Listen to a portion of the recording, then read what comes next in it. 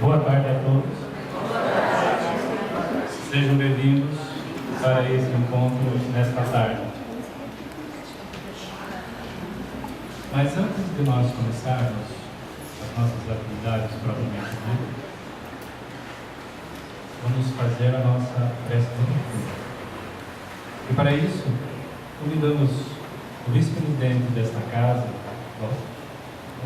Dona Abeia, para proferir a prece.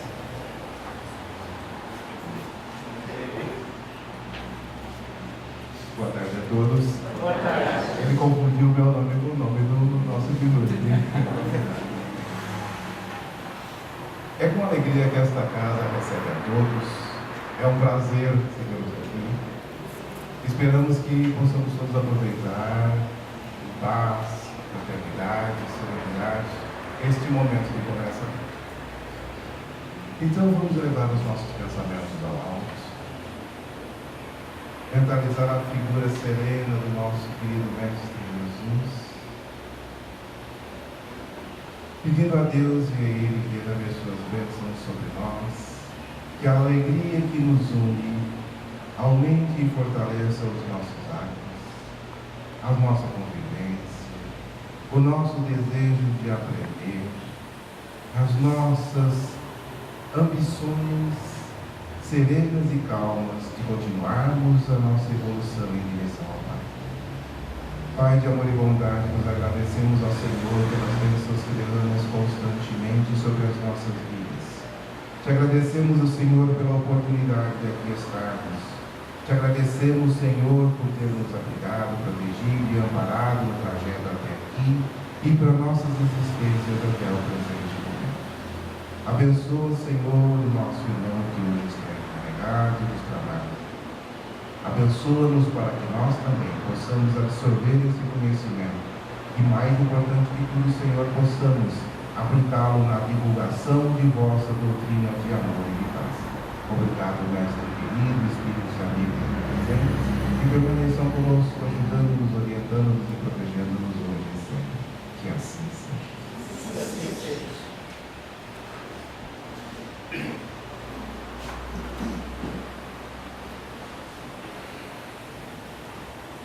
Este evento, nesta tarde, nas reuniões ordinárias do Conselho Federativo Regional, muitas casas, muitos representantes das casas solicitaram que promovêssemos esse evento. E através de um e-mail, a gente achou o nosso companheiro Walter Ney.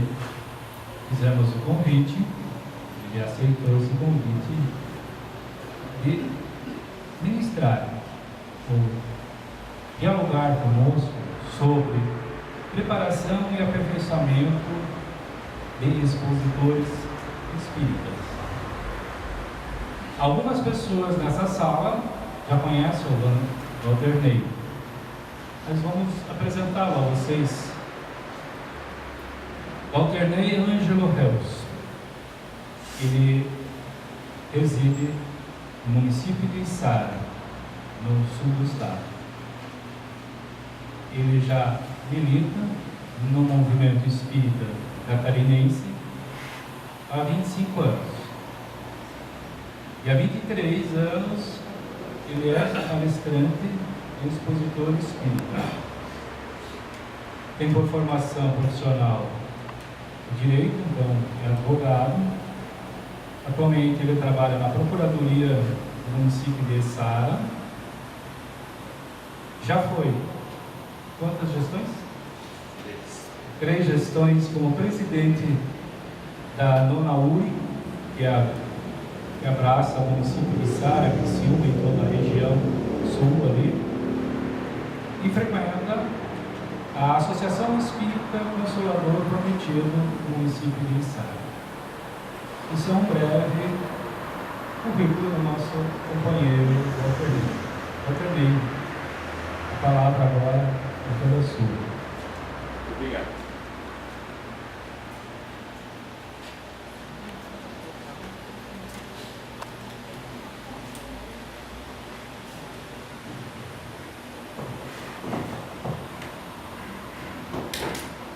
Agora sim. Boa tarde, meus irmãos e irmãs. Que a paz do Senhor Jesus se mantém em nossos corações. E antes de tudo eu quero agradecer. Agradecer é fundamental. O ato de agradecer faz com que nós conseguimos uma comunhão conosco. Porque agradecer significa que você agradece a tudo que você foi para chegar até onde você está. E hoje nós estamos com uma dificuldade imensa de agradecer. Nós estamos com uma facilidade imensa para acreditar que está tudo mais difícil, quando em verdade está muito bom. O ato de agradecer é você trazer você para dentro de você. Se você não agradece, qual é a alternativa? Amargurar. A vida te dá essas duas alternativas. Ou você agradece todo dia. Levantou, agradece. A dor bateu, agradece. Parece estranho, mas agradece. Porque se não for essa, será a alternativa da amargura. E amargurar significa o quê? Amargurar significa criar mágoa. Mágoa, má água. E mágoa de quem?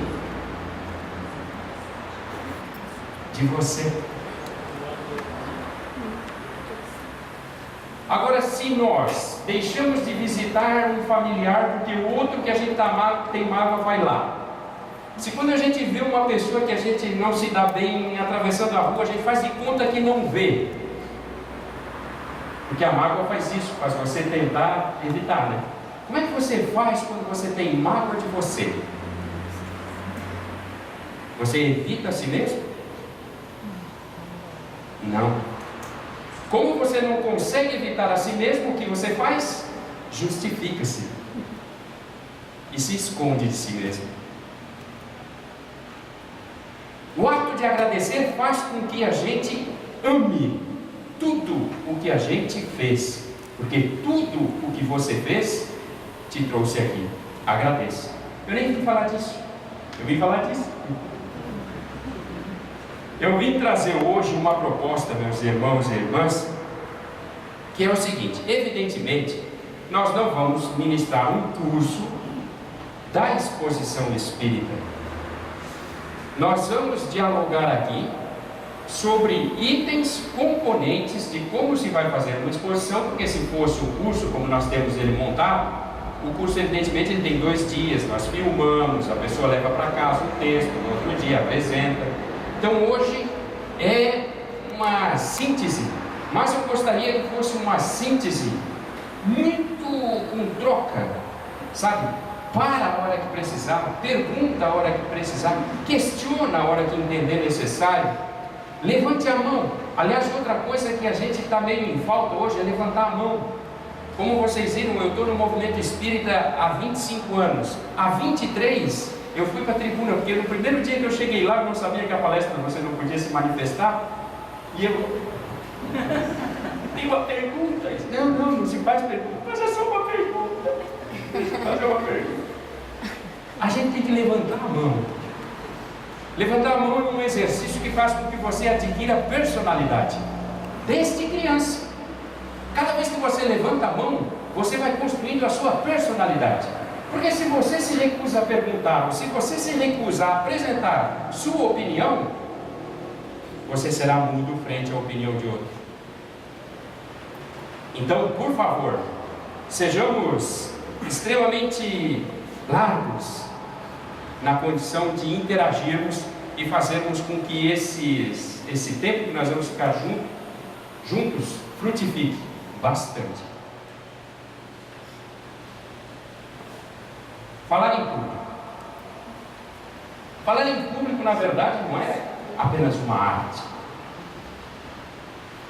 Primeiro, falar. Falar é uma necessidade. A partir do instante em que a humanidade conseguiu criar um processo de comunicação, o salto de desenvolvimento foi monumental. O primeiro grande salto de desenvolvimento da humanidade se deu quando... Vocês conseguem imaginar a cena? Tipo assim, tem dois Neandertais na frente da caverna. Eles mataram um bichinho ali, estão esperando para comer, e de repente um Neandertal, sem querer, pisa no pé do outro. E o outro Neandertal dá um grito. Ai! E o primeiro entende aquele grito. Doeu. Aí nós começamos a interagir uns com os universos dos outros. Aí nós deixamos de ser uma exclusividade para ser uma coletividade. O processo de comunicação traz para nós a possibilidade de aprendermos uns com os outros, não de decidirmos uns pelos outros, que é o que a gente força a barra, né? Quer ver marido e mulher? Decide, mas de aprender, de interagir nos universos. E desde que esse processo começou, nós cismamos de procurar fazer isso da melhor forma possível. E a melhor forma possível até hoje é só uma: o mais claro e direto possível. Porque a linguagem, todo mundo sabe, ela é extremamente complexa e cheia de ruídos.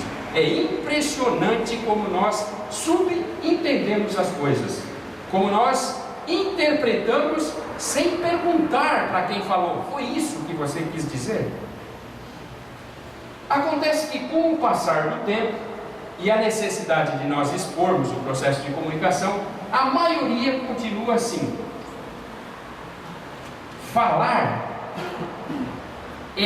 aliás, vocês sabem, né, que o maior medo do ser humano, mais do que o de morrer, mais do que o de ficar doente, mais do que o ficar sem dinheiro, é de falar em público. As pessoas têm um pavor. Por quê? Por que a gente tem pavor? Olha só, quantos nós somos aqui hoje? 70? Mais? Tá, 5 segundos, 70 pessoas. Por que, gente? Rejeição. Se expor. E qual é o nosso receio? Por que a gente tem receio de se expor? Passar vergonha? Aprovação ou reprovação, né? Errar alguma coisa. Julgamento, aprovação, reprovação, se expor. Friedrich Nietzsche diz o seguinte: o homem e a mulher, naquele tempo eles não falavam o homem e a mulher, mas o homem é um animal que julga. O homem é um animal que julga. E nós construímos e gastamos muito para construirmos imagens. E não queremos pôr em risco nossas imagens. E cada vez que você tem que se expor, no meio de 70, você tem que levantar, é você. E aí você põe a sua imagem integralmente sob risco. Seja aqui, pasmem, até mesmo às vezes em casa. Está você, a mulher, os filhos, e você trava. Mas eu fico admirado que às vezes em ambientes que em tese nós confluímos como uma casa espírita, em tese as pessoas se harmonizam, as pessoas, mesmo assim nós temos medo. Vejam como é um medo inconsciente, irracional, que não tem razão de ser. Qual é o receio que você tem de levantar a mão e dizer assim: não, eu acho que a gente não fala por isso? O que vai acontecer? Mas não é um processo já que já foi visto. É um processo. Porque o bullying hoje se fala muito, né? Então a gente já vem falando Desde cedo, desde criança. Cala a boca. Não, cala a boca. Não faz. Seu burro. Então muito disso também, muita fobia, né? Seu burro. Cala a boca, não sabe nada. Você é educado para não falar, na verdade. Você é educado para aceitar, né? Aí esse processo de rompimento com né? Como se declarar, como falar, fica difícil, né? Esse processo todo que foi sendo construído ao longo do tempo gerou em nós exatamente esse tipo de situação. Você vai entrando numa zona de desconforto tamanha que você prefere abdicar da oportunidade de dizer assim: eu penso assim. Só que cada vez que você perde a oportunidade de dizer eu penso assim, você vai sendo cada vez menos. E ainda que você corra o risco, mais vale o risco. Toda vida mais vale o risco de garantir a sua identidade, a sua personalidade. O máximo que as pessoas vão fazer é rir, mas normalmente elas vão rir por ciúme de você, pela coragem que você tem. Tudo na vida é exercício. O amor é exercício. Reformular os conceitos que foram arraigados em nós é exercício. Porque todo dia a vida nos oferece uma outra visão de uma mesma situação. Ah, mas quando eu era criança eu fui tratado desse jeito. Agora você está tendo uma percepção de outra forma. E é isso que se busca. Essa coisa de você dizer assim: dá licença, eu tenho algo para dizer. E diz. Se você vai falar com a voz do... Hoje não é mais o Cid Moreira, né? Quem é que está hoje na bancada do... William Bonner. Vocês olham para um cara assim como... Realmente, gente, eu não vejo jornal faz séculos. Eu vou dizer por quê. Em 1970... Acho que era 75, 76, o pessoal, alguém vai lembrar. O Delfim Neto era ministro do Planejamento. Lembra? Faz tempo, né? O Delfim Neto era ministro do Planejamento.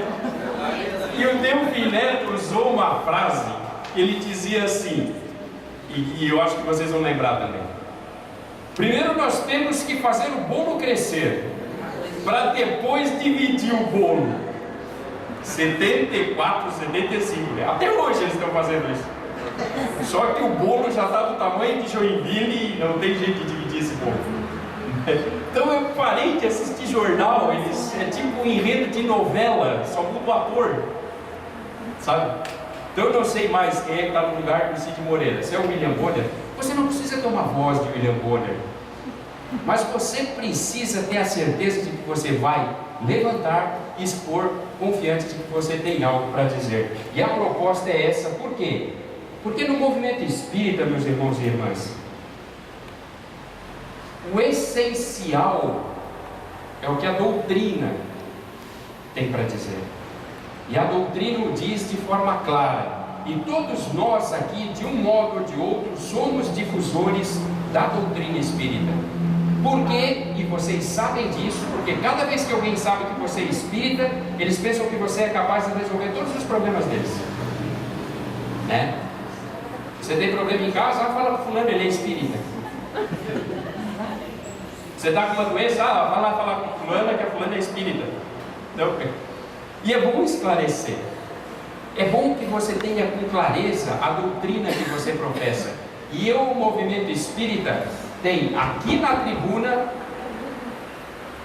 o seu elemento de difusão, sem que ele se perca no proselitismo, ou seja, na necessidade de encher os lugares.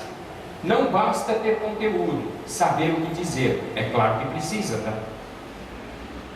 É necessário saber dizer, falar com clareza, ser compreendido. Afinal, essa frase também é antiga, a palavra depois de dita não pertence mais a quem fala, pertence a quem? Mas a gente não faz isso. Quer ver quando nós estamos em casa? Eu gosto de usar o exemplo em casa, porque o exemplo em casa todo mundo tem. Quer ver quando a gente está em casa e aí tu não recolhe a palavra e depois que tu falou,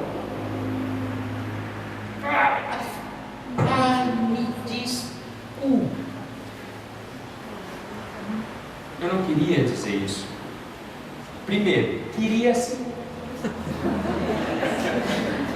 Queria. Aliás, você queria dizer outra, mas você não achou. Você queria dizer uma que doesse mais, uma que machucasse mais. mas você não encontrou na hora. Então vai aquela vez. Primeiro, eu queria dizer aquilo, mas nós, quando temos a palavra aqui na nossa mente, que como diz André Luiz, é o mundo no qual nós somos compelidos a viver, quando nós temos a palavra aqui, ela está de um jeito. Quando ela sai boca fora, aí você dá o tamanho dela. Por isso que é muito importante eu estar sempre presente em mim. Para cada vez que eu for me relacionar e principalmente expor as coisas, eu ter consciência disso. Saiu, não é mais minha, é de quem ouve. E quem ouve, normalmente, por mais que você diga que não, ele vai entender. Sabe por quê? Porque nós temos uma sensibilidade para saber exatamente o que a pessoa está querendo. A nossa proposta hoje aqui, nós vamos tratar da coisa básica, que é postura, acessórios, microfone, data show, para a apresentação de um tema, uso da voz, geração de energia, bom humor. Depois nós vamos tratar de conteúdo, que significa estrutura do discurso, começo, meio e fim, conhecimento sobre a matéria que você vai tratar, e finalmente uma proposta da palestra espírita, que é consolação, esclarecimento e interação com o cotidiano. Aqui a casa tem palestra que dia da semana? Sexta e domingo, à noite, né? Quarta. As outras casas também, a maioria é dia de semana.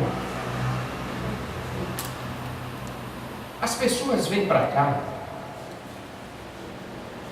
elas vêm normalmente depois do trabalho. Então a pessoa chega aqui, a pessoa não quer chicote no lombo, ninguém merece. Um elemento essencial é você transferir a doutrina de uma forma eminentemente consoladora, que abrace, que leve a ela uma reflexão, mas uma reflexão positiva e de preferência bem humorada. Porque a pessoa vem para cá e eu começo a dizer assim, porque quem tem câncer é porque tem uma conduta consigo mesmo irreal. Se você tem problema de garganta é porque você se matou com soda cáustica na outra vida. Você fazia clareamento de dentes com que boa.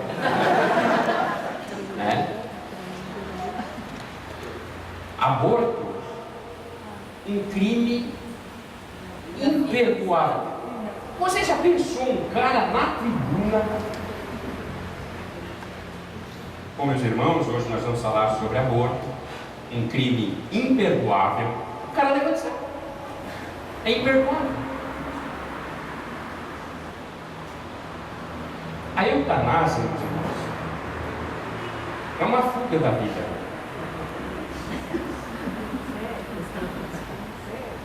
Nós estamos hoje dentro de uma sociedade coercitiva, uma sociedade punitiva, uma sociedade que estabelece o pecado como uma forma de contenção. Nós ainda não conseguimos compreender o verdadeiro valor do amor. Porque se eu fosse falar de amor, como até já fiz uma vez, numa plateia completamente, estava lá para ver um projeto de instalação de uma multinacional na cidade, os caras olham, o cara é louco. Você não justifica que as pessoas não falem de amor em todos os ambientes, mas até se compreende. Mas na casa espírita, nós temos que exalar amor. Nós temos que ter uma postura de albergue. Nós somos o único albergue que trata as almas tanto do lado de cá quanto do lado de lá. Para nós, palavras como imperdoável, injustificável, não existem.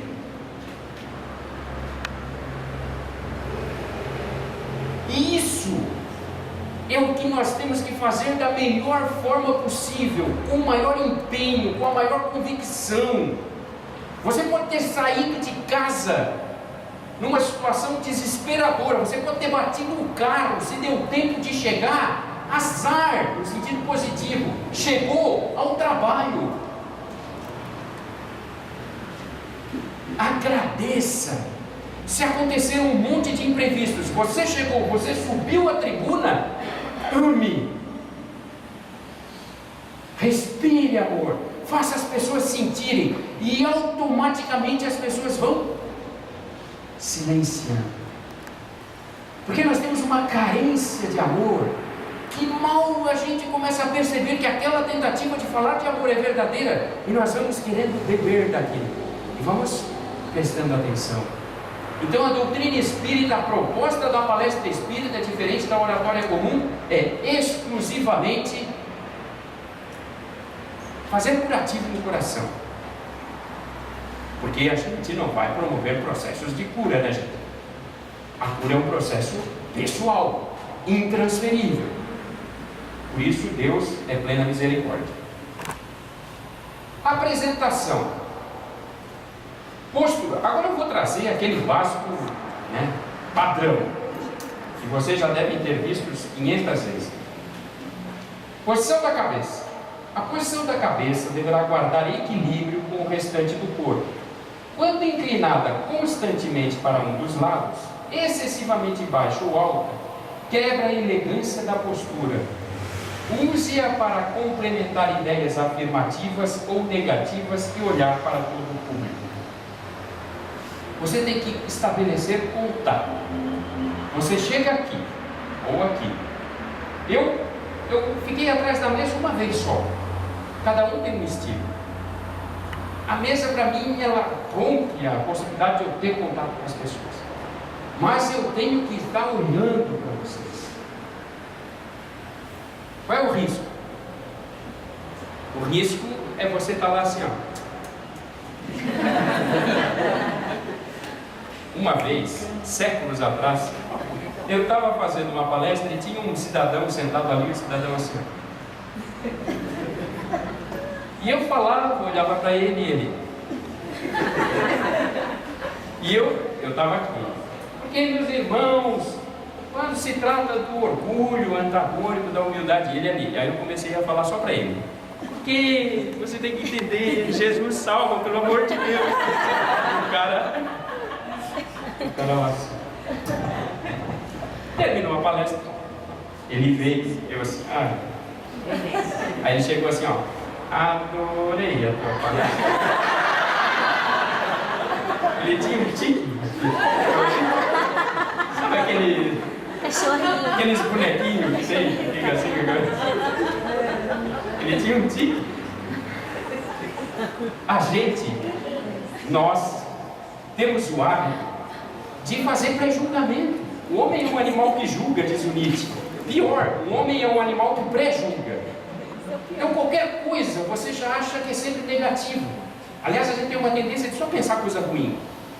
Tanto a gente tem tendência de pensar coisa ruim, que quando alguém vai viajar, levanta às 3, 4 horas, tem que viajar, o que o marido ou a mulher diz quando está saindo? Cuidado com a estrada, está chovendo, caminhão, motorista dormindo, né? Só pensa que o cara vai morrer. A chance disso acontecer é menos de 3, menos de 0,03%. Mas a gente só pensa, alguém diz assim, traz indo para onde? Estou indo para Joinville. Cara, aproveita a paisagem, leva um pendrive para ouvir música boa. Alguém diz isso? Não, a gente só pensa coisa ruim. Então imagina se você está nessa situação que você vai se expor e você só pensa coisa ruim. A interação começa com a tua visualização. Eu tenho que olhar as pessoas. E evidentemente tem que estar prestando atenção em mim, né? Porque se eu ficar muito tempo assim, vocês também vão ficando assim. Irmão, aí é uma questão de percepção. Postura. E a postura nasce do quê? De você prestar atenção em você. De vez em quando, aliás, regra 1, eu levanto. Não tem nada de mal. Você levanta, dá uma ajeitada, tudo, né? Porque ninguém vai dizer, o Zica. Por favor. Todo mundo quer dizer, ninguém vai dizer, dá uma olhadinha em ti e tal, aqui porque tem esse negócio, senão você já fica sem nada, deixa tudo, olha para você, se ajeita e começa. E vez por outra, mesmo quando você está falando, presta atenção em você, para você perceber como é que está a sua movimentação. Então a cabeça, os olhos, eu não lembro quem é o autor dessa frase, que os olhos são o espelho da alma. Quem é? Alguém lembra? Era um poeta, né? Provavelmente ele deve ter dito isso porque ele estava apaixonado, né? Porque as cartas de amor são uma coisa amorosa. Os olhos são o espelho da alma, é verdade. E o primeiro elemento de comunicação e que faz com que você confie no que eu estou dizendo é eu conversar com você. Quem aqui conversa com uma pessoa que não olha nos olhos? Você já teve esse dissabor? Uma conversa assim, tete a tete, só você e a pessoa. E você conversando com a pessoa e a pessoa fala contigo assim. E você começa a sentir uma agonia. Porque o teu espírito percebe. Tem alguma coisa errada. Então se o palestrante fica aqui olhando lá para o relógio, você começa, se você pudesse, você pegava coisa lá, o celular, né, e ficava no joguinho, que ele dá cobrinha. Não tem ligação. Primeiro elemento de ligação, posição da cabeça. O que se deve evitar no uso das mãos? Mãos atrás das costas. Aqui, vocês podem ir lendo ali, mas olha só. Quando se diz evitar, é evitar no sentido que você não é que você não pode fazer. Você não pode ficar o tempo inteiro naquela situação. Mãos nos bolsos, braços cruzados, porque braço cruzado é aquela coisa tipo assim, eu estou aqui, mas eu não estou aceitando o que tu está dizendo. Aliás, eu sou empafioso. Braços cruzados, puxar as mangas, gestos abaixo da linha da cintura ou acima da cabeça. Eu faço isso direto. Não tem. É tipo para elementar uma base. Aliás, deixa eu fazer um parênteses. Tudo é para elementar uma base. Nada é para engessar você. Porque você percebe quando aquilo cabe. E você percebe quando você vai seguindo uma rotina de atividade. Apoiar-se sobre a mesa, cadeira, tribuna, microfone, movimentos a partir do cotovelo, detalhes que sobressaem, anéis, caneta, chaveiro, folha de papel. Você está com aqueles molhos de chave com 17 chaves, né, pendurado aqui. O molho de chave ainda vai, agora pochete, gente. Sabe? Aí o cara fica com duas pochetes, uma aqui e uma aqui. Pochete é um negócio que até cai bem com uma bermuda na praia. E só. Ombros muito caídos, repetição exagerada de gestos, está lá dentro. Esse de limpar unhas eu botei porque eu vi. Sério, mano. Cara. Mas foi sem querer, aí que a gente vê. E falando e tal, e a caneta na mesa, ele pegou a caneta, pois é, meus irmãos, e tal. Foi fazendo, foi tirando. Com a tampa daquelas biques, sabe? Dá umas 10 em dia e falou valendo. Aí eu vi, aí eu lembrei. Então a gente tem que cuidar. Coçar o nariz, queixo, orelhas, olhos da cabeça, alisar cabelos. Aí é uma situação que você às vezes está com algum tipo de... Quando a gente tem coriza, enfim, rinite, eu tenho rinite, é um parto.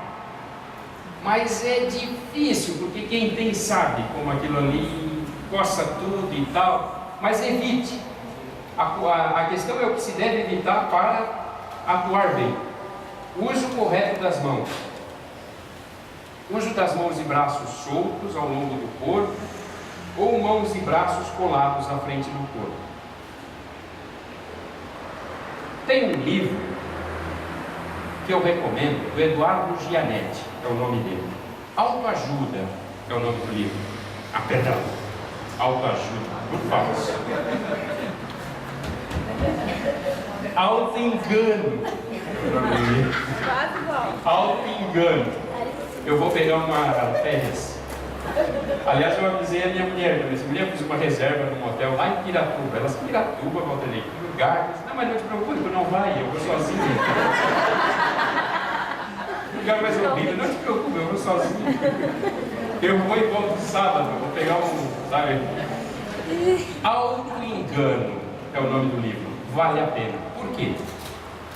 Porque Eduardo Gianetti, que é um cara de uma inteligência fenomenal, ele discorre nesse livro, nessa obra, sobre algo que é muito interessante. Ele diz que nenhum ser humano pode enganar outro ser humano, que nós somos insuscetíveis de sermos enganados por outra pessoa, que o que acontece na verdade são processos de auto-engano. Por quê? Porque quando alguém vai fazer alguma coisa, a pessoa diz com luz neon: eu vou fazer isso. Quantas vezes você já usou, ou lamentavelmente já viu alguém usar a seguinte frase: como é que eu não vi? Meu Deus, como é que eu não percebi?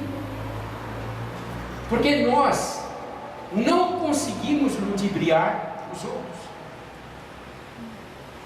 É que por qualquer razão, e aí a gente pode escolher as razões que quiser, emocionais, financeiras, nós, por nossas razões, é que estabelecemos um motivo pelo qual nós, sabendo o que a pessoa vai fazer, aceitamos. E fazemos de conta que não sabemos, para depois ainda dizer que se sentiu traído, para se passar por vítima. Eu sei que é doloroso ouvir isso, mas é. E o livro, evidentemente, é gigantesco, então eu não vou discorrer sobre isso, mas o que eu quero dizer com isso é: o nosso corpo inteiro se manifesta. E quando você está aqui, você tem que ter essa percepção. O teu corpo inteiro está fazendo a atividade junto com você. E se ele está fazendo a atividade junto com você, use-o. Aproprie-se daquilo que é seu. Utilize o verbo, utilize o corpo, utilize o espírito através do empenho da alma. Sinta a atividade que você tem que desenvolver. Sinta. Se tem uma regra que é básica, sinta a atividade.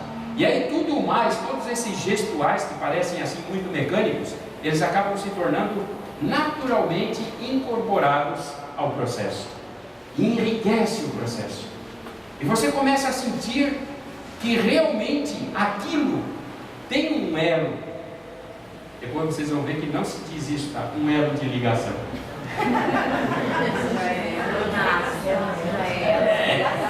Eu acho que todos vocês assistiram esse videozinho, né? Mas tudo bem. Mas peraí que ele vai. Uso das pernas. O que devemos evitar? Apoio incorreto, ora sobre uma perna, ora sobre outra. Postura de nis. Sabe a gente? Postura de nis. Assim ou assim? Assim, né?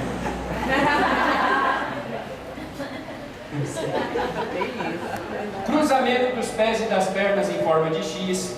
Animal enjaulado, que é aquela coisa de... E é engraçado, porque se você começa assim, vocês também começam a sentir assim. Começa a te sentir meio angustiado. Coitado do rapaz, ele quer fluir, mas não flui. A gangorra ou pêndulo, frente ou lateral. Sacudir as pernas ou tremer quando sentado. Pernas demais, isso quando você está sentado, né? Evidentemente, faz palestra sentado, tem pessoas que fazem. Pernas demasiadamente abertas, rigidez, espreguiçadeira quando sentado e colocar pés sobre móveis. Todas as possibilidades possíveis. Bom uso. As pernas como sustentação do corpo devem dar segurança e leveza. Como foi dito em relação às mãos, As tuas pernas são tua base. E dá para perceber quando o corpo está bem assentado sobre as pernas. E quando você tem domínio, trânsito. Tudo isso, volto a insistir, é exercício. É exercício, é prática, é fazer. Vem, olha para si mesmo, grava, filma, depois olha em casa. Gente, a gente olha em casa, você termina a palestra, você, nossa Senhora do céu, eu sou muito bom.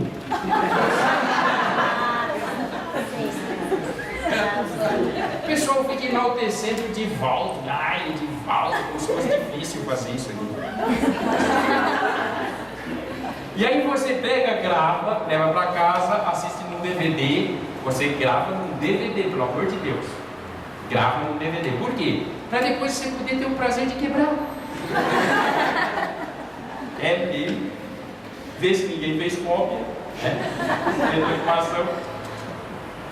Porque a gente vai aprendendo com a prática mesmo.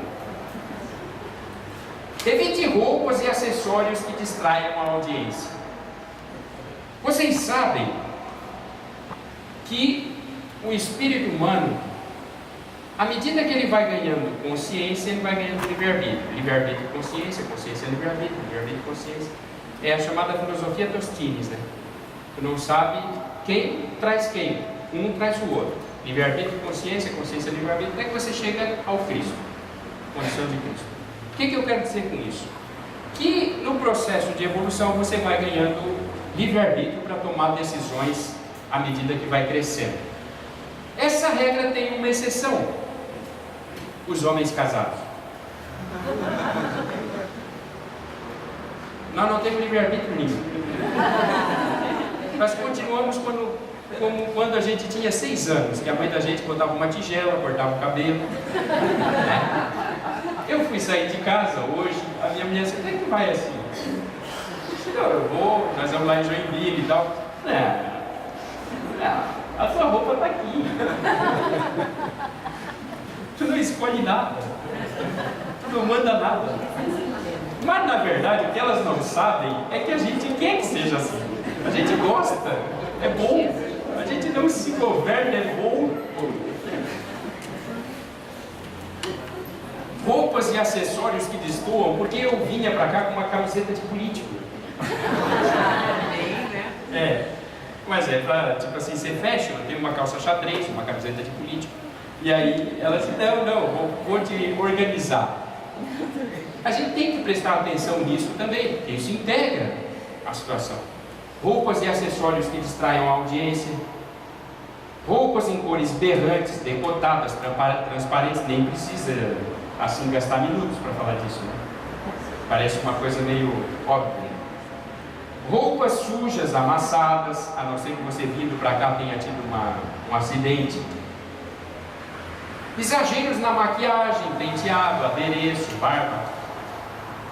Uma vez a gente estava vendo uma palestra. Eu sou do tempo do laque, não era aquele. Sabe? E a palestrante. Tem um laque? Não. A palestrante, eu acho que ela conseguiu, tipo assim, uma torre Eiffel. E aí tu ficava o tempo inteiro olhando para ver qual era a hora que o cabelo ia cair. Assim, e ela falava: "O amor de Jesus", o amor de Jesus ia para lá, ia para lá. É incrível. A gente, às vezes não. Na atividade, dá uma geral em ti. Dá uma geral. Antes de começar, se for possível, vai ali no banheiro, dá mais uma olhadinha e tal, porque às vezes você esquece. Fica alguma coisinha pendurada e tal. Vai ali, dá uma olhadinha, se ajeita. É verdade? É verdade. Dá mais uma olhadinha, se ajeita, por quê? Gente, é impressionante como nós, seres humanos, nós só levamos isso. A pessoa traz uma mensagem magnífica. Você vai lembrar daquilo que estava pendurado. Vai lembrar da mensagem. É verdade. Pois é, a tua palestra até estava boa, mas aquela chave, né? Aquele nariz que não estava bem limpo. exageros, caneta, chaveiro, penduricalhos em geral. O chique também é uma palavra antiga, né? Chique. O chique é ser discreto. Trabalhe com discrição. Faça a atividade com discrição na apresentação. Mas, por favor, seja discreto, mas não economize na confiança da palavra que você vai proferir. Não titubeie. Por mais que você esteja em processos difíceis, por mais que você esteja em processos de dúvida sobre determinadas situações, por mais que a dor para ti seja particular, se for o caso de ela inviabilizar a atividade, diga. Mas se você não disse, é porque você ainda se sente apto à atividade. Então não justifique para não ser intenso. Seja intenso. São poucos minutos, 40 minutos, 1 hora. Seja intenso. Muda muita coisa. Muitas pessoas se transformam por causa da sua intensidade, da sua verdadeira intenção de transmitir uma doutrina que esclarece, porque consola, e consola porque esclarece. Então seja intenso, não economize, seja discreto na sua aparência, porque você é instrumento, mas não seja discreto na confiança na doutrina. Ela tem muito a apresentar. Material de apoio. Data show. Verificar, quando convidado, condições físicas do local para o uso do data show. Você foi convidado para fazer uma exposição. A pessoa te convidou, vou usar data show. Como é que é o lugar? Dá para usar? Tá. Uma vez eu fui fazer uma palestra. São José dos Ausentes, quem conhece? Tá todo mundo Conhece? Conhece? É. São José dos Ausentes. É exatamente isso. São José dos Ausentes. Uns 80 quilômetros de estrada de pedra. É. E eu cheguei lá, né, cheio do grau, eu data show, tal. Isso há uns 200, computador, caixa de som. Quando eu entrei, dei 4 passos, saí pela porta dos fundos. Aí eu assim, bom, eu vou botar o data show aqui, a gente podia tirar essa cadeira. E o pessoal ficou tudo numa varanda que tinha ali. Tinha espaço. Então, a partir dali, já faz muito tempo, a partir dali, tem como eu apresentar? Tem um lugar adequado? Não tem. Se não tem, você não usa. Você não pode perverter o lugar, inviabilizar o lugar, porque você tem uma estrutura tecnológica que você quer usar. É eu que me adapto ao lugar, não o lugar que vai ter que se remodelar, virar uma casa nova para mim fazer uma apresentação. Então, verifica, quando convidado, a pessoa te ligou, te convidou, vem cá, dá para mim usar, eu vou precisar da data show? Dá? Beleza, se não dá, se der, chega com antecedência. Vocês viram que eu cheguei com antecedência de 3 minutos, super antecedência, esbaforido, correndo. Chega com antecedência adequada para instalar e testar equipamentos. Isso é básico. Computador é da essência, da natureza do computador não funcionar quando você precisa. Então você tem que vir, abre, passa toda a apresentação de novo aqui no instante antes de começar. Funciona, todos os filminhos estão funcionando, tudo tal, beleza. Abre e começa. Testa os equipamentos. O data show é material de apoio. Ele não é o palestrante. Você usa o data show para você fazer um breviário, uma síntese, uma sinopse. Eu vou tratar disso, vou apresentar isso, e ele vai sendo uma referência. Agora, pelo amor de Deus, não coloca o texto da tua palestra, vira para ele e começa a ler, que daí com certeza você não vai conseguir o seu propósito. Ó, tipo isso aqui, que eu não sei o que é.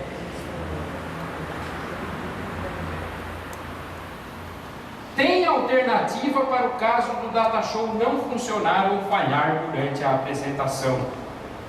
Sabe? Eu vou. Aí eu levo palestra. Eu ainda sou do tempo que eu fazia palestra assim, né? Na mão. Eu tenho a minha palestra, agora não, agora eu tenho um computador, então eu passo ela com um roteiro. Assim, 98% dos roteiros das minhas palestras é uma folha. Eu me desdobro para ficar numa folha, ele é um roteiro, ele não é um livro.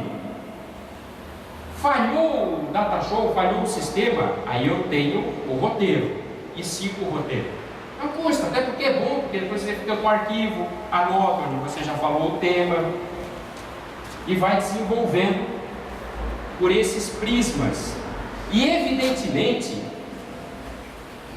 você tem que dominar a matéria para que, caso você, por alguma razão, não tenha o roteiro, caso a aparelhagem não funcione, você sabe, aliás, é o que você deve fazer.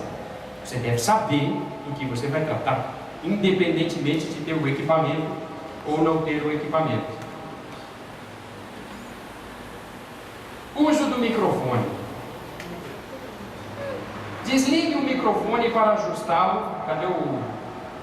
Eu vou usar esse aqui como exemplo. Esse aqui, ó, está desligadinho. Se é um microfone com pedestal, tipo tinha um aqui, se é um microfone com pedestal, você desliga ele, ajeita o pedestal. Você tem tempo, não tem problema. Você precisa fazer isso. O que você não pode é prejudicar tudo por conta do fato de que não funciona. Aí você arruma, ajeita ele bonitinho, tal, liga, que agora está ali em outro sistema, liga ele, olhou, funcionou, tal, botou, ajeitou. Boa noite, meus irmãos, minhas irmãs, não fica com o microfone ligado, tentando fazer ele funcionar, ajeitando ele, batendo nele, dizendo para ele que ele não te ama. Faz, te organiza. Em qualquer circunstância, isso é básico. Você vai levantar para falar, você vê o que você precisa, organiza o que você precisa e depois começa. Não tenta começar a ir arrumando as coisas, não vai funcionar. Dê preferência ao microfone que permitir maior mobilidade. Eu tenho um de pedestal que eu vou ficar aqui, certo? Olha só a diferença. E pare, tal, meus irmãos, minhas irmãs, eu tenho um microfone de mão. E aí eu vou ficar com ele aqui. Irmãos, é muito bom estar aqui, é uma satisfação imensa, mas uma mão já se foi. E aí, tenho Degas aqui. Né? Então, entre os três, se você tiver a opção, prefira sempre aquele que vai te dar maior mobilidade, aquele que vai te permitir te expressar da melhor forma. Se não tiver, também não vá ter chilique, né? Que agora eu sou um cara importante, eu sou palestrante e tal. Não. Se não tiver esse, vai aquele, se não tiver aquele, vai aquele, se não tiver nenhum, você vem aqui na frente e fala. Sem microfone. Vamos à luta. No gogó. Vamos à luta. O microfone amplifica os sons. Evite ruídos, respiração ofegante, toques indevidos e gritar no microfone. Quer dizer, o microfone ele amplifica o som, entende? E aqueles ruídos característicos que a gente faz, fica o tempo inteiro essa fungaceira. Quando utilizar o microfone com pedestal, movimente o tronco com leveza no estilo ventilador, que é bem isso, como estava aqui. Você está aqui, o teu microfone. Se eu estou com essa condição aqui, se esse é o ambiente que eu tenho, porque meus irmãos, e fica, é a possibilidade que você tem, e fica interagindo, fica conversando com toda a plateia, olha para todo mundo, nessas circunstâncias. Fora disso, o ideal é quanto mais próximo das pessoas, mais você obtém êxito. A voz é um instrumento riquíssimo. A voz é um negócio tão fantástico que a gente fica maravilhado quando alguém tem uma voz boa, bonita, quando alguém canta bem. E é tão bom que você, assim, eu não sei quanto a vocês, mas eu não canto absolutamente nada. Eu não me importo que eu canto mal, porque eu gosto de cantar. Mas é tão bom quando alguém sabe cantar, né? Quando vê uma pessoa que sabe se expressar. A voz é muito rica e ela tem que ser usada da melhor forma possível. A voz é a cor do som. O ato de levantar e baixar o tom de voz fazem com que o discurso seja agradável ao público. Ao apresentar um discurso, trate de desenvolver essas qualidades em sua voz. Tudo isso auxilia e muito o desenvolvimento da atividade. Por quê?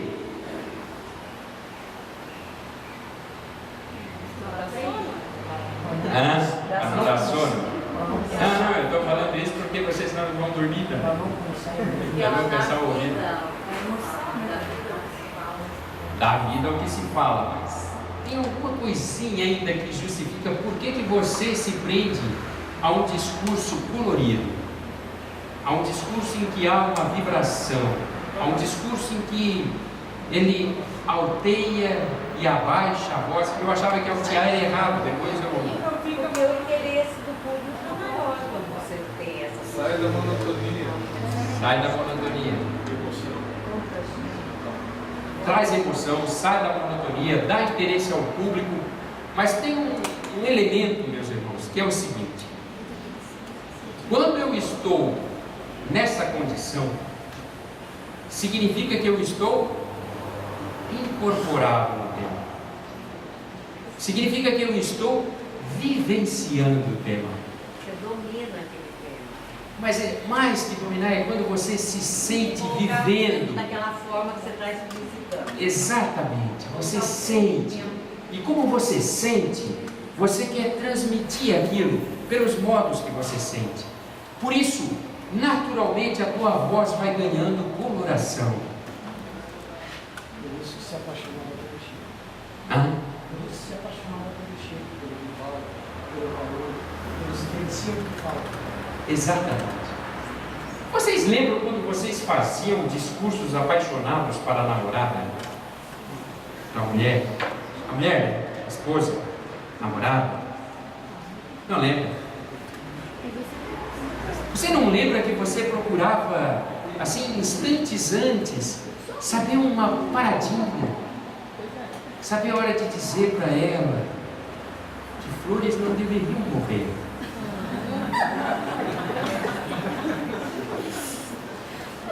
Só se ela ri desse jeito, eu me matava. Eu pensei que eu estava sendo emocionante, a mulher cai no riso. Mas essa é uma mulher. Eu estou aqui fazendo um discurso emotivo. Aí acaba por aí. Houve emoção. Sabe? As cartas de amor, meu amor, são no fundo ridículas. As cartas de amor, quando há amor, são sempre ridículas. Porque o amor, o verdadeiro amor, pouco a pouco ele vai nos tornando pessoas ridículas. Mas quem nunca foi ridículo de dizer eu te amo, meu céu, meu sol? Quem não se passou ao ridículo de viver ridiculamente o amor? Mas há aqueles que por medo ao ridículo não amam. E por não amarem, não entendem o ridículo do amor. E assim eles vivem falando de seus projetos ridículos, de suas conquistas ridículas, de seu machismo ridículo, não se apercebendo o quão ridículo é estar sem amor. Mas o amor, o verdadeiro amor, ele não é tolo, ele é sábio. O verdadeiro amor passa por cima desses corações ridículos e se aninha em corações ridículos como o teu e o meu, para nos tornarmos ridiculamente amados. Melhorou? Agora dá uma piadinha. Mas não é meu, tá? É do Jean Franco Pagliari. Então, você tem que de alguma forma entrar lá dentro, porque se você não entra lá dentro e você faz uma narrativa de Jesus no Monte das Oliveiras, implorando a Deus para afastar dele o cálice, mas você diz assim, e aí Jesus chegou no Monte das Oliveiras e disse: Senhor, afasta de mim esse cálice, mas se for da tua vontade, tudo bem. Agora, se você consegue compreender o que significou isso, vocês conseguem entender o que significou esse instante em que o Cristo foi lá chorar e pedir a Deus: Pai, eu estou com medo.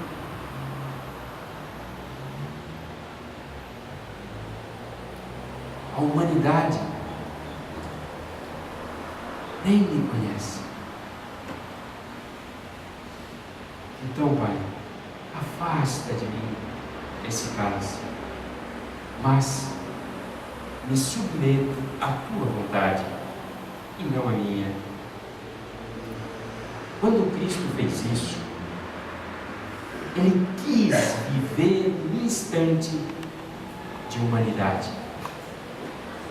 um instante da nossa fragilidade. Ele quis deixar para nós a seguinte mensagem: eu entendo o teu erro, eu entendo o teu receio, eu sei porque tu fugiste, eu sei porque tu me negou, eu senti no meu coração o que é não sentir coragem de fazer, eu sei o que é estar na tua condição. Ele disse tudo isso só nessa frase: Pai, afasta de mim esse cálice. Mas ao mesmo tempo, Ele fecha com uma entrega de confiança, a plenitude do Espírito pequeno como o nosso, que precisa crer sem ter certeza. E a maioria de nós tem que crer sem ter certeza. É quando ele diz: mas, a despeito do meu receio, a despeito do meu temor, a despeito do que eu já posso antever, da dor que vou sentir, faça-se a tua vontade e não a minha. Porque tu é pai, eu sou filho, eu sou o aprendiz. É para isso que serve a entonação de voz. Mas para que isso aconteça, eu preciso, não importa a situação, porque na hora que eu vou falar de entonação de voz, ou que eu venho falar dessa questão, eu esqueci que eu estava falando num curso de oratória. Eu tinha que realmente acontece isso, tem que acontecer isso, você tem que ir lá. Por quê?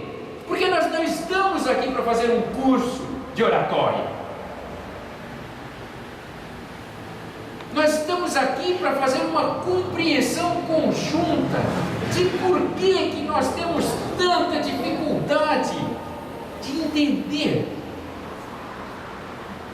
Se as palavras parecem sempre as mesmas, a gente lê os mesmos evangelhos, a gente lê o mesmo livro dos Espíritos, mas nós parecemos gregos falando com árabes, falando com romanos, uma torre de Babel emocional.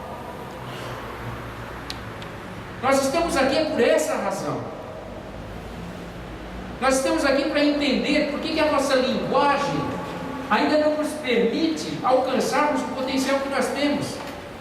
E o potencial que nós temos, disse o Cristo, é de sermos deuses. Vós sois deuses. Nós não viemos aqui para ficar 3 horas juntos, para saber se você pode ficar com a mão atrás, a mão na frente. Nós viemos aqui para entender por que estar aqui tem que ser a atividade mais nobre. Porque uma pessoa pode vir uma vez só. E se ela vier uma vez só, e eu fizer mal no meu trabalho, e eu uso a expressão trabalho, porque é a mais digna, porque é quando o Senhor te convocou, e você, talvez pelas razões, você não, perdão, eu, talvez pelas razões menos nobres, hoje eu vou fazer meia boca, só que tu nunca mais vais voltar. Então não tem meia boca aqui. Se eu cheguei até aqui, insisto, se meu carro pifou, se eu bati, se eu estava gripado, não importa, se eu subir aqui, é para fazer com amor, é para entrar dentro do templo, é para dar o maior colorido possível. O resto vem por acréscimo, o resto você dá um jeito. É sempre bom ter técnica, mas o problema é que há muito tempo a técnica está sendo considerada o conteúdo. Técnica é apresentação, é importante, mas o conteúdo toca o coração, e ao tocar o coração faz com que a pessoa tenha um insight, e aí ela vai para o canto dela tomar suas decisões.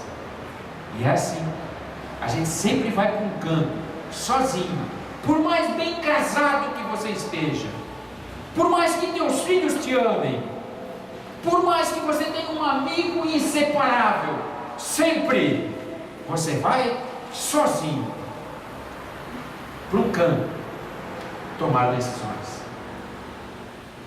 E é valoroso que de alguma forma, em 40 minutos, você contribuiu com isso. Por isso, meus irmãos e irmãs, venha, mas venha com aquele, sabe?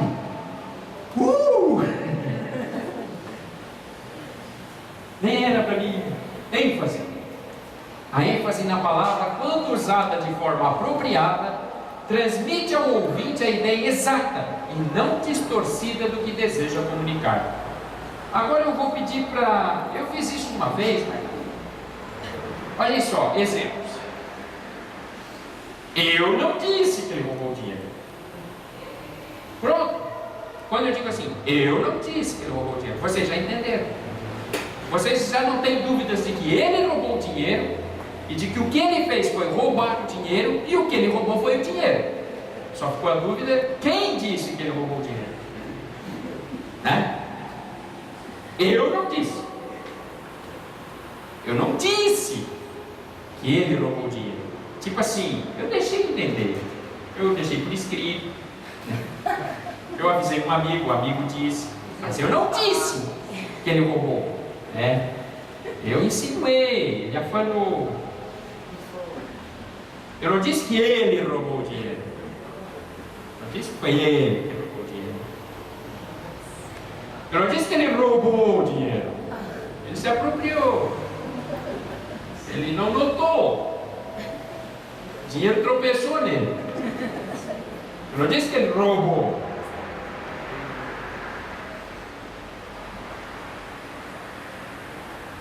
E finalmente, eu não disse que ele roubou o dinheiro. Ele roubou o coração dela. Mas não foi o dinheiro. Quem fazia isso? E de novo, insisto, você tem que estar ali. Por isso que eu falei que a questão, todas essas, entonação, coloração, ênfase, tudo isso nasce do instante em que você está ali. Se você não está ali, vira mecânico. Vira mecânico e as pessoas notam. E a hora que a pessoa nota que é mecânico, a pessoa começa a pensar assim: bom, se ele não está dando valor a isso, por que eu vou dar? Se ele não está se interessando pelo assunto, por que eu vou me interessar? O uso das pausas para depois. Cadê o. Qual é o horário do café que eu esqueci? Hã? Não tem. Deus me livre. É a minha remuneração o café. Às 4? 15 para as 4? 15 para as 4. O uso das pausas. As pausas permitem que o orador respire, possa mudar o tom de voz, pense no que vai dizer e permite que o público pense no que foi dito. Vocês já... O que eu vou dizer parece uma insanidade, mas vocês sabiam que a gente só começa a pensar quando a pessoa para de falar? Né? Se a pessoa vai falando, tu tenta acompanhar. E às vezes você perde a oportunidade de fazer gravar alguma coisa rica e importante, porque você não dá pausa. Então você dá uma pausa. É como diz ali, a pausa tem várias razões de ser. Permite que o orador respire, a mais óbvia das razões. Permite que ele possa mudar o tom de voz. Ele quer trazer um assunto mais dramático. Pense no que vai dizer. Claro que não pode fazer uma pausa de 10, 15 minutos. Daí não é pausa. Mas... E vocês têm aquele recurso que é usual, né? Tipo assim, repetir a frase. Vocês já pararam para pensar? Esquece agora o que eu estava falando. Vocês já pararam para pensar se Pedro tivesse se aprisionado pelo instante em que ele negou Jesus? Nós não teríamos a casa do caminho, a primeira casa cristã. E se Tomé tivesse sucumbido à ideia de que ele precisou botar a mão na ferida para saber que era Jesus? E se Paulo nunca tivesse aceitado a ideia de que ele apedrejou e perseguiu os cristãos? Nós não teríamos sequer o Evangelho, porque o Evangelho chegou a nós pelas mãos, a partir da disseminação de Paulo. O que isso quer dizer? Quer dizer que nós temos que amar todas as decisões que nós tomamos, até aquelas decisões que você considera uma decisão altamente incorreta, até a decisão que aparentemente te causou grande dano. Porque se nós não amarmos e libertarmos aquela decisão, ela nos aprisiona. E foi esse coração liberto, compreendido de Paulo, de Pedro, de Tomé e de tantos outros, que fez com que, a despeito de eles terem feito algo que poderia em nós causar paralisia, neles se converteu num processo de saúde e eles cresceram. Alfred Adler, um psiquiatra escocês, dizia assim: as mentes saudáveis se adaptam às circunstâncias da vida. Vou repetir. as mentes saudáveis se adaptam às circunstâncias da vida. As mentes doentias se aprisionam à circunstância da vida e delas não saem nunca mais e se perdem, enjauladas em suas próprias mentes. A mente saudável, acontece o fato e ela interage e se adapta. Morre um ente querido, ela se adapta. A mente doentia se aprisiona.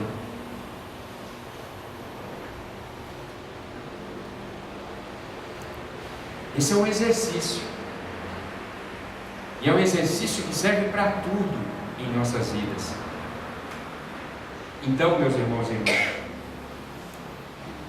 sabe aquela coisa assim, tipo, você olha e diz assim, por que eu fui casar?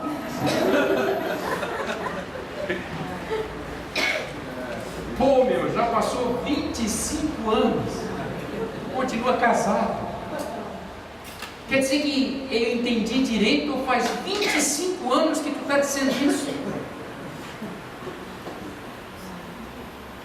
Essa compreensão de que tudo te traz para um ponto que faz com que você se aperfeiçoe, cresça e liberte cada um desses itens. Por isso, a prática da vida é com certeza a prática de você estar sempre dentro do lugar onde você está e não cair na armadilha de estar atrás ou querer estar na frente. Volta à pausa. Faça uma pausa quando começar a falar. Fez a apresentação, agora vai falar o nosso irmão, pá. Vem para cá, se ajeita, dá uma olhadinha. Boa noite, meus irmãos e irmãs, boa tarde. Não chega aqui esbaforido. Bom, boa tarde, meus irmãos e irmãs. Então, dá uma pausa para as pessoas te verem, para você ver as pessoas, para você sentir uma atmosfera. Boa tarde, tá? Que bom estar aqui com vocês. Faça uma pausa quando for necessária pela pontuação, que é óbvio. Quando fizer uma pausa, faça. Não fica, sabe?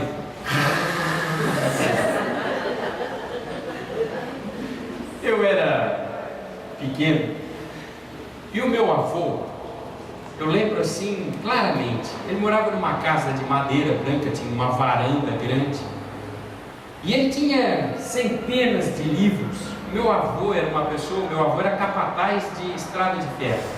Então vocês imaginem assim, ele era do tempo ainda que eles tinham que ir trabalhar armado, porque senão os empregados matavam. Ele era capataz de estrada de ferro. Mas o meu avô tinha uma árvore de livros, ele era semi-alfabetizado. E a minha primeira enciclopédia quem me deu foi meu avô, a enciclopédia Trópicos. Eu gostava porque ela só tinha desenho a enciclopédia, desenho enorme, assim, era uma beleza. E eu ia na casa dele e ele tinha livros de bang, aqueles livrinhos de bolso, né? Tinha livrinhos de bolso. E nós sentávamos na varanda, ele sentava numa cadeira, eu era pequeno, então eu sentava no chão, de perna para frente, assim, porque quando a gente é pequeno é elástico, né? Agora não, agora se o cara fizer isso, o cara fica morto ali. E eu ficava sentado lendo aqueles livrinhos, e era assim, tipo outono, inverno, pegava aquele sol, aí nós ficávamos sentados, ali era tão bom aquele silêncio, e ele lendo, e eu lendo, aquele silêncio. Aqueles livrinhos de bang, sempre a mesma história, porque livrinho de bang é sempre a mesma história, né? Tipo novela da Globo. E eu lendo assim, daqui a pouco, era ele, enfiava o dedo no meu. Eu lembro assim, então, às vezes a gente está numa situação dessa e a gente corrompe a pausa.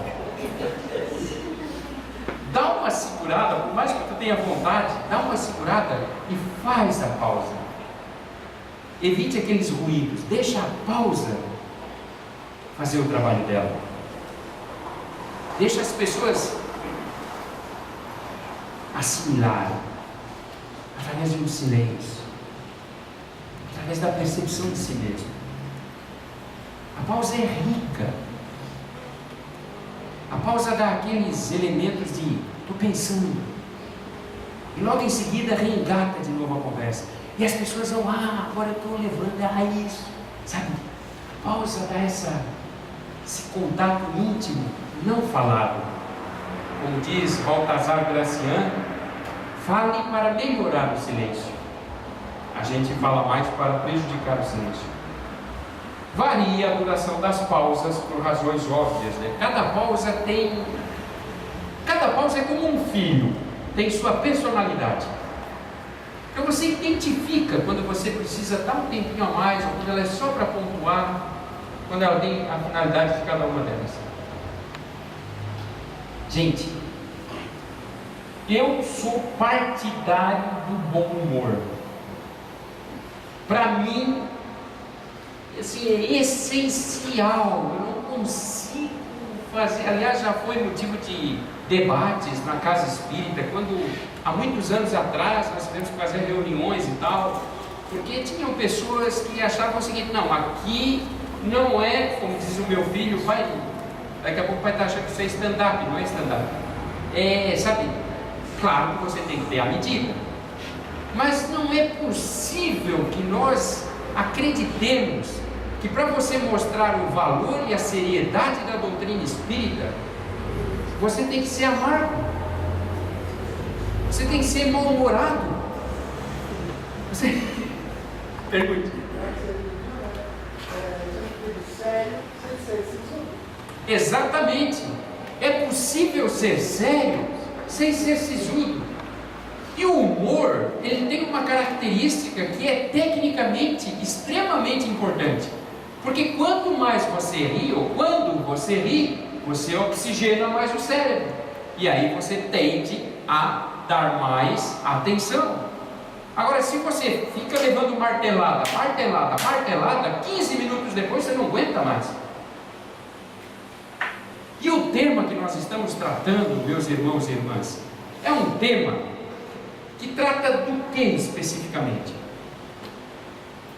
Ele trata de um agrupamento humano, somos nós, que estamos num planeta de provas e expiações, porque nós somos renitentes do erro. Nós somos tipo, não sei se ainda tem disso, mas no meu tempo tinha. Lembram que tinha aquela série tipo 7ª série D, de recuperação? Aí a turma que estava naquela sala era a turma de recuperação. Todo mundo no colégio sabia que aquela era a turma de recuperação. Você saía da sala com aquele rótulo assim, burro, topeira, recuperando, tal. Imagina isso com 10, 11 anos. Então, assim, não estou dizendo que esse seja o qualificativo para nós, não é. Mas o planeta Terra é a turma de recuperação. Nós somos a turma de recuperação, nós temos oportunidades, e nós estamos aí numa faina, uma luta. Esse é o perfil do público. São pessoas que estão numa luta intensa, cada um com seus dilemas, com suas dores. Esse é o perfil das pessoas que vêm aqui. E essas pessoas já sabem o tamanho e o peso da amargura e da dor. Dá para a gente temperar isso com bom humor. Dá para nós falarmos de pleonasmos? Boa tarde, vocês conseguiram resolver? É que eles ficaram sem a identidade e aí não conseguem agora entrar no hotel. Dá para você temperar com bom humor. Olha, eu vou confessar uma coisa para vocês que foi o motivo da reunião lá aquela vez, há anos atrás, na nossa casa, na casa espírita em Criciúma. É que eu vi uma piada. E eu achei a piada tão boa, que eu montei uma palestra para poder contar a piada.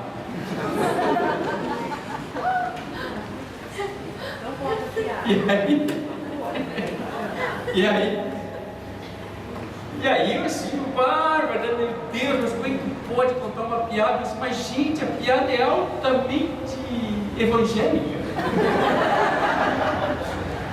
A piada faz a gente entender mais do que um livro de 140 páginas. Tá. Diz que o Sherlock Holmes e o seu inseparável Watson foram pescar na Inglaterra.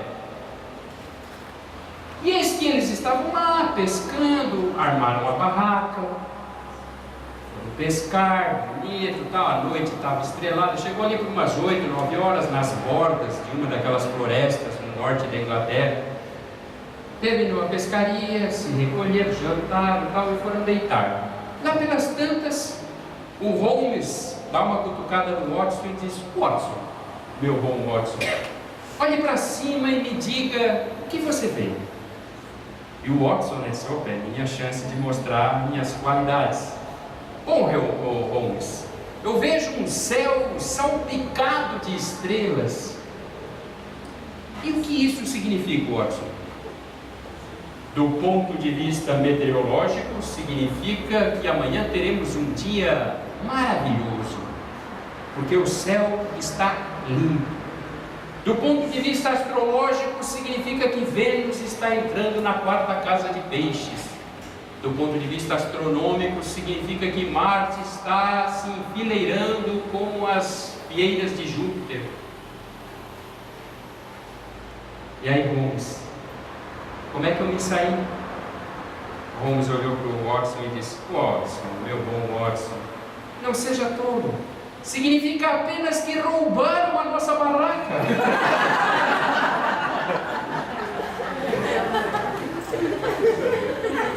Não. Te liga, Watson. Te liga. Cadê a barraca? Às vezes, a gente fica olhando lá longe e não está vendo o óbvio. Está faltando alguma coisa. E aí, o que eu quero trazer agora com esse vídeo é exatamente isso. O bom humor é um gerador de energia natural, oxigênio cérebro. E, fundamentalmente, ele permite que você fale de temas que aparentemente são chatos, como é o caso aqui, pleonasmo, que você grave, graças ao bom humor. Agora deixa eu só fazer um parênteses. Os caras deram limite de idade de 14 anos para isso.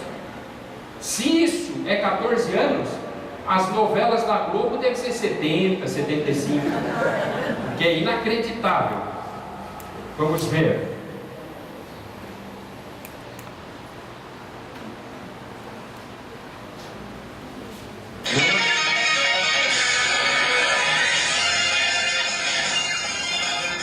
Redundância, pleonasmo, tautologia, subir para cima. Subir para cima é uma tautologia. Todo mundo fala, nossa, como é que eu ia subir para baixo? Continua falando. Só que no dia a dia tem exemplos mais sutis que passam despercebidos, mas que irritam da mesma forma. Por exemplo, elo de ligação. Gente, elo é de ligação. Senão não é ela, é a bola. Uma bola, ser promovida a ela, tem que ligar alguma coisa sempre. Outra que todo mundo fala, não falta só o acabamento final. Se é acabamento, é final. Não existe acabamento semifinal, acabamento quartas de final. Tem outro clássico, não, eu tenho certeza absoluta. Se a pessoa tem certeza, ela é absoluta. Tem uma que eu nunca vi ninguém acertar. É uma assim, é só uma goteira no teto. Goteira é no teto, na parede escorre, no chão é poça. Tem uma de número que é assim, o show será nos dias 8, 9 e 10 inclusive. Se o 10 não tivesse incluído, era só a pessoa não dizer o 10.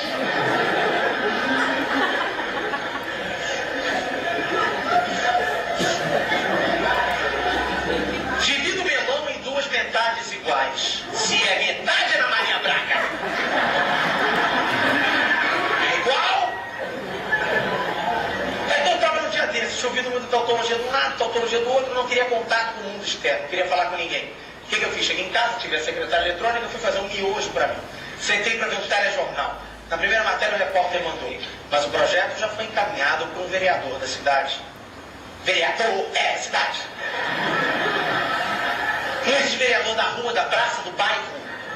Como não tem sentido aquela placa prefeitura municipal, porque no Brasil toda prefeitura é do município. Então fui até lá, arrumei meu miojo, voltei. Na matéria seguinte já veio outro repórter. Os carros podem sair da cidade. No feriadão tem outra alternativa. Se é alternativa, é outra. Se não é outra, é a mesma. Se é a mesma, não é alternativa. Entendeu? Então, na verdade, achei que eu estava muito tempo em casa, precisava me ocupar, resolvi trabalhar. Onde? Numa biblioteca, lugar de gente culta, gente que fala pouco. Liguei para me inscrever. A moça que me entendeu falou, olha, temos até uma vaga, mas o senhor tem que comparecer pessoalmente.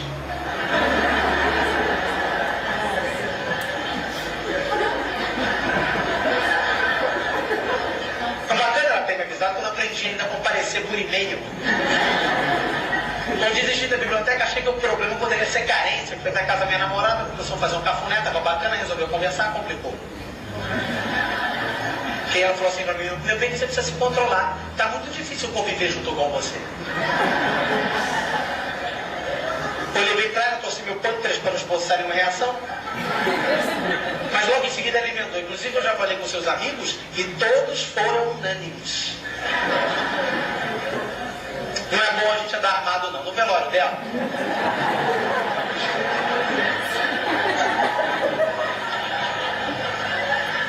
Meus amigos acharam que eu precisava de auxílio médico. Fui até um psiquiatra. Meu doutor, estou com um problema. Ele, calma, seja qual for o seu problema, eu consegui pegá-lo e encarar de frente. Eu me dei alta em 5 minutos. Encarar é de frente!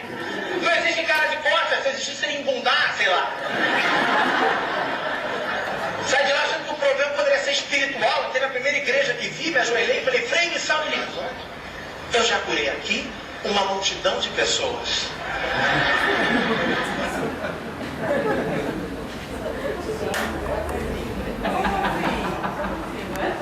Vai levar 25 minutos.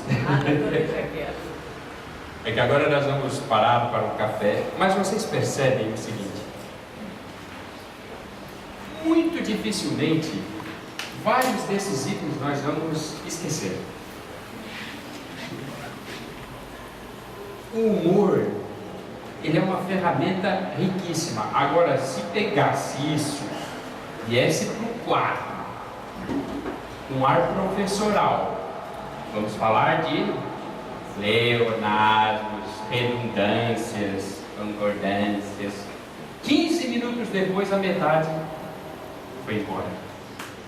Então, quando eu digo que você tem que trazer bom humor para a atividade, claro, não é para extrapolar e tudo mais, mas o humor, o bom humor, ele traz uma alegria, uma percepção, uma interação, ele faz com que a gente goste daquilo que se está tratando. Então, insisto, use, cada um a seu modo, claro, não é uma obrigação, mas usem esse recurso, usem o recurso do bom humor. Aliás, usem o recurso do bom humor em praticamente tudo. Eu sei que está cada vez mais difícil, as pessoas estão mais sisudas, mais, parece que irritadas, está todo mundo com os nervos à flor da pele. Se você parar para pensar hoje em dia, assim, presta bastante atenção, você vai perceber que nem você se suporta. É verdade. Tem pessoas que estão tendo de fazer tratamento porque a própria pessoa não se aguenta mais. Nós levamos muito a sério esse negócio de alta performance, reengenharia. E não é para trazer isso para a casa espírita. É no sentido de técnicas, mas não no sentido de nós colocarmos isso como solução para a pessoa se transformar. Fale isso, fale com carinho, fale com bom humor, apresente a proposta de uma forma agradável. Sinta como é bom poder fazer algo e a pessoa promover transformação e ainda sair rindo. Os bancos fazem isso conosco. Você vai lá, pega um empréstimo, sai rindo, nem sabe a loucura que você fez. Ai, que bom, gerente bom, gerente bom. Se você olhasse para trás, o gerente ia estar lá assim, ó.